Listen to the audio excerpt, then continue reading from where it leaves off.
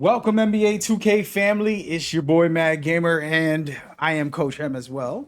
You didn't know. And we are going to be talking about shooting today. It's a really big topic in the community, but I'm going to dive a little deeper than that as well. But I do have some information from Mike Wang himself, and I want to kind of share that. There's so many things to get into today. Super exciting. But before I do have giveaways for VC and full game codes for you guys.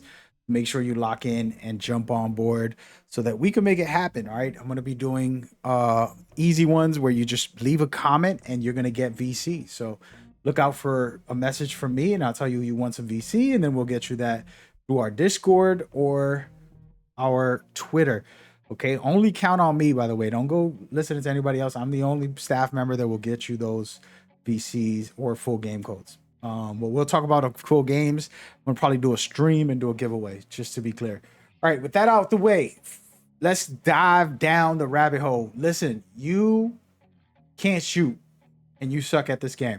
Just gonna say it right off rip. And that's okay. Accept it. And guess what? It was made that way on purpose. So they're telling you to get good.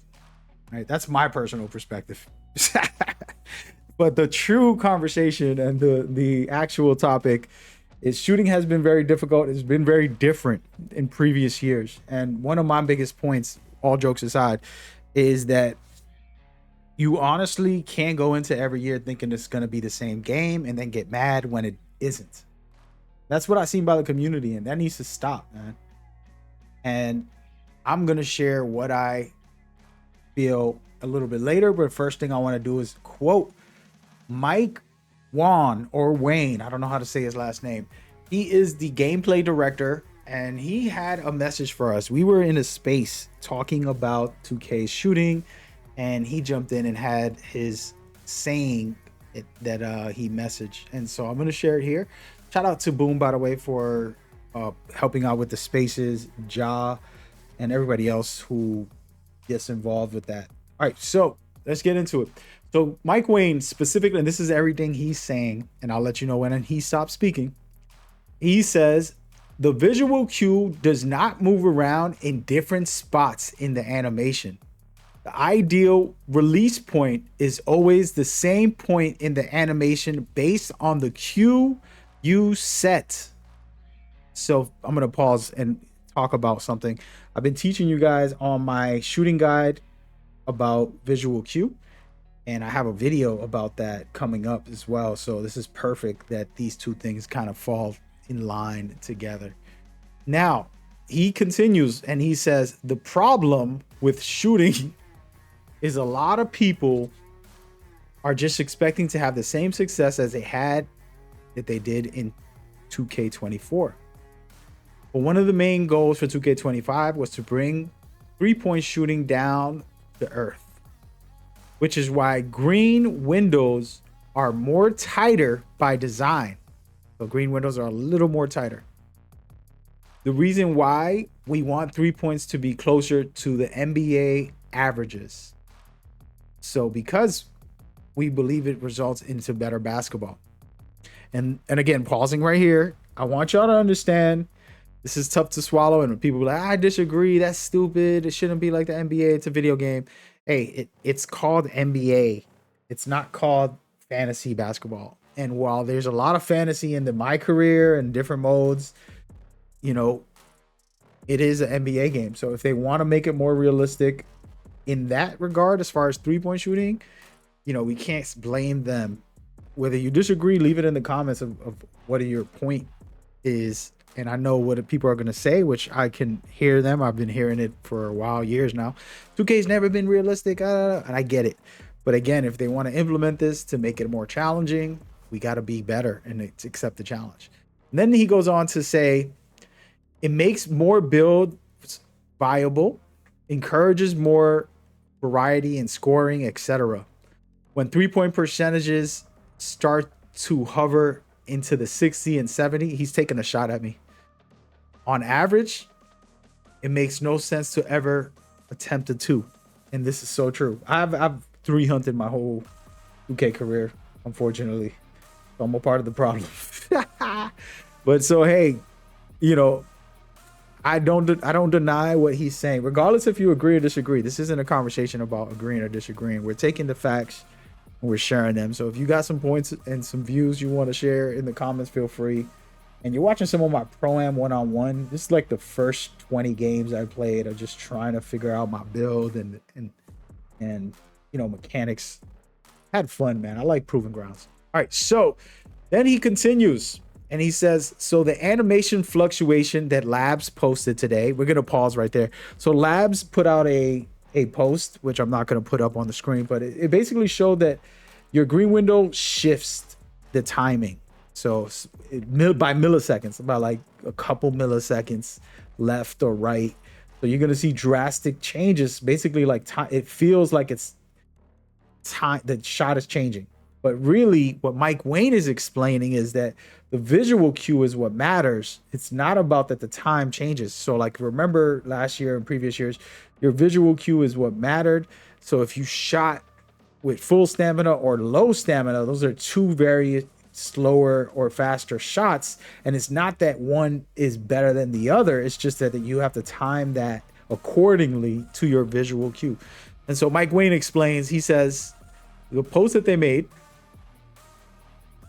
was put in place to combat Zens. If you don't know what a Zen is, it's a cheater who's using some machine there that kind of like automatically makes shots. Okay, it's just a cheater device. And then it says, obviously, but we also thought it was justified because it increases the skill gap with shooting. A good user who's able to key.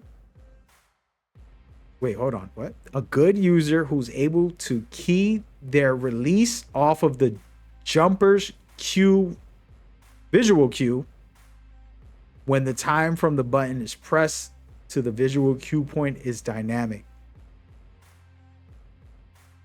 should be able to outperform a Zen user.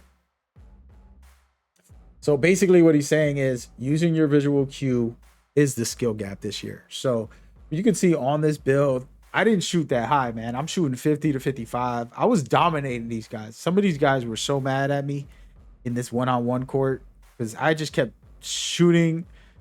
This guy right here, you see, he was upset. He was trying to play defense. I was shooting threes in his face. Like, I was pretty much going off. Some of these guys were really good, but my build is made to defend. This is basically a one-on-one build that I made. And I just been shooting threes, and they think I can't shoot. And I just kept sparking it on them. And they were getting upset, but I was still 55%. Like, I wasn't shooting at a high rate every game. And I'm not the greatest player. I'm not the pro player or any of that type of stuff. I'm just having fun with the game, just like everybody else. And as you can see, my jumper is decent, okay?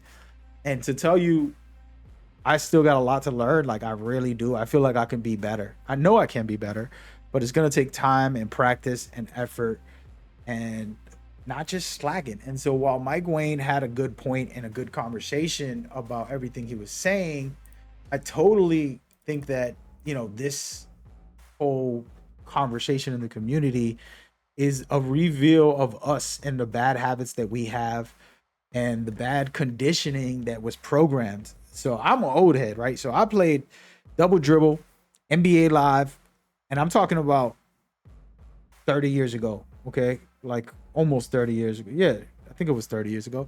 But in 1988, 89, that was my video game times where I was really diving into video games for the first time in my life, playing basketball. And then from there on out, literally every year playing all the basketball games that come out, NBA Jam, Live, 2K, every single one had the same timing for their jumpers.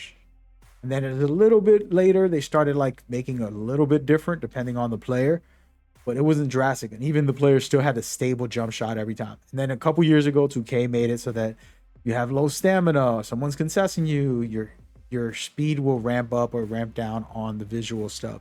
But this year's visual cue is the most critical. So getting that best jumper is really going to be a thing that's going to change the game drastically, in my opinion. If you really play this and to get into it. And so I'm going to show y'all something. First of all, I have a shooting guide that I'm that I'm going to be having uploaded, and you can check that out for the official jumpers and breakdowns on this. But here's a little sneak peek, right? We're not going to talk about all the real jumpers I'm using. This is a fake one for this recording. Just made it right before this game. It's just Carmelo and Bay. So Bay is to give it a little speed, but then we have Carmelo. And so the way that this works is the visual cue is the number one thing in this year's game and the thing you got to master. So if you want to hold the ball until the very last second, until it's about to release, that's release right there. Okay. And so that is important to test. If you don't feel comfortable, if it's always early, you're going to drop it down. I'm sorry. If it's late, you go up. If it's early, you go down. So I'm shooting slightly early, right? I had it on set. I kept shooting slightly early. So I'm going to go down so that I can fit the exact time of when I release the ball. And this is something that you got to master. It's different for every person. There's no one build. And my guide is going to go into detail on how to figure this out. And just to give you a little bit of an example, I got it on push. And this is just a random jumper. I didn't even shoot with this thing yet. But put it on push and see if I can get it. And I'm comfortable with push on most jumpers. But you can see it says a little late. And this one is good. And it's really just me because I like Carmelo. He's one of my favorite players. I know his form. And then I know push just a little bit. So I'm able to hit okay. But this is easy, of course, compared to online and actual game modes. But that concept is very true. And it's a tough conversation because people will say, no, this is not true. And they're testing, but it's milliseconds, okay? 2K Labs does their testing and they're really great. Don't get it twisted. But even that, like they don't have the answers because it's not official. And secondly, this design was designed this way for you to be able to have your visual cue down and showcase your skill with that as a key thing. So figuring that out is very important, and able to time it perfectly is going to be even better. So again, I don't have the answers. I'm not some pro tester. I do test this a lot, but I also go off of feedback from the pros, from anybody who is testing and all of that stuff. But I'm an in-game type of tester. Like I want to know in the game how it really plays, how it feels, and get it in there. And so I'm curious on what y'all thoughts are, what y'all feelings are. Have you been seeing the visual cue and mastering your visual cue? Because what jumper you have on that you really like, leave it in the comments right now. Show me that you've been listening. What jumper are you using? Just give me, like, you know, the uppers and down, whatever it is that you feel is working for you visually. The uppers is the most important thing because to me, that's how I time my shot. So if my hand's in the back of my head, that's when I go to push. And I hit that push button with a specific type of jumper that lets me shoot the way Kobe shoots, putting the ball above his head. So that's kind of how I look at it. But again, everybody's wrong. Everybody's different and they have their own visual cue style. So just make sure you figure that out and work on your game. And I just wanted to kind of give you all perspective. Again, I don't have no gripes with what people feel or thinks. We have those spaces, and I've been telling these guys that have been hosting the spaces with me, like, give everybody a chance to speak. Nobody's wrong about what they feel. It's just not right? Like, I feel like punching my boss. It's like, yeah, you shouldn't do that. And so, for example, 2K Labs put out something, and it's unfortunate that they're getting discredited now to a certain extent, because what it's saying is the visual cue is what matters. So this idea that like your shots are varied, it's not true. It's your visual cue that determines if your shot's going in or not. So practice, learn, grow, get it, got it, good. You know, make it do what it do. So those are the type of things that I want to kind of stress and help y'all hopefully get excited for and enjoy and figure out. I do have a shooting guide that's going to be coming up, like a specific one to help you with the visual cue. It's a top tier video. Like, I took a lot of time and dedication to that. So jump on board to that and then come on back here and hang with me and let's talk about it. Share your thoughts and opinions. New videos popping up now with some more guides, tips and tricks. Hope y'all enjoy, man. Y'all stay blessed out there. Take care. Peace.